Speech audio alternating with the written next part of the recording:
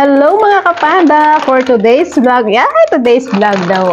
Ayan, magluluto tayo ng Chinese soup. Ito yung mga ingredients na kailangan natin.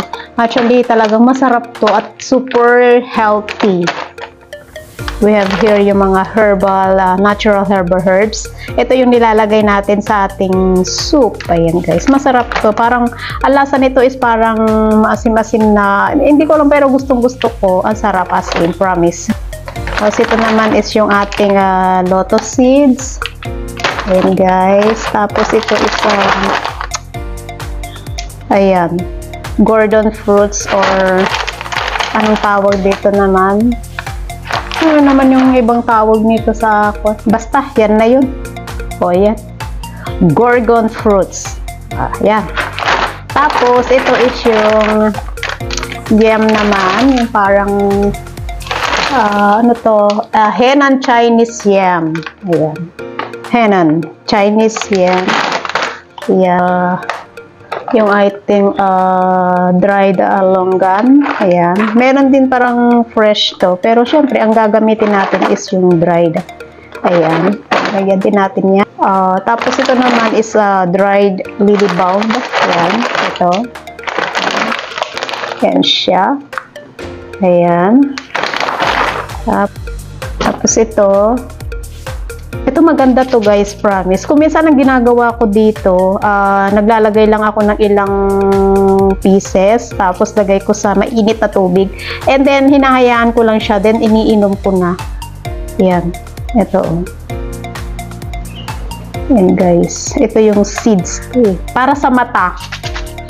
Na-con ko to. So, ginagawa, kasi yung amo ko nakita ko ganyan ang ginagawa niya.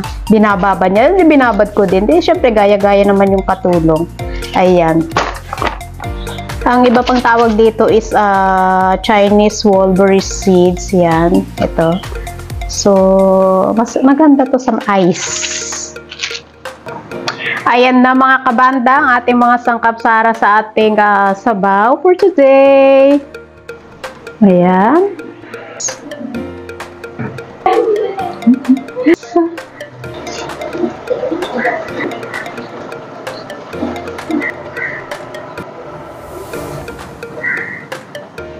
Ayan, pero hugasan natin yan isa-isa mga kapanda.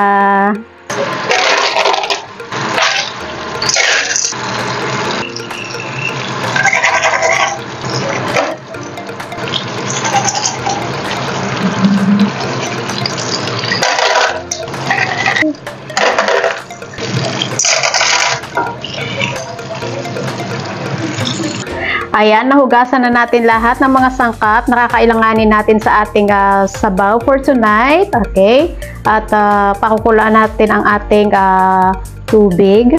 Ayan na mga kapanda, kumukulo na yung ating tubig. So, ilagay na natin lahat ng mga sangkap. Ayan, lagay natin lahat. Pagsabay-sabay na natin lahat, guys. Ayan. Ayan. Sabay-sabay na yan lahat para sabay-sabay silang kukulo.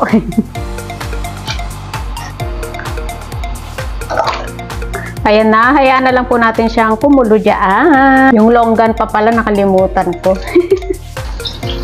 Ayan mga kapanda, kumukulo na. So, hayaan lang natin tong kumulo ng... Ako kasi pag nagluluto ng soup, 2 oras yan na pinapakuluan ko. Pero, slow fire lang siya.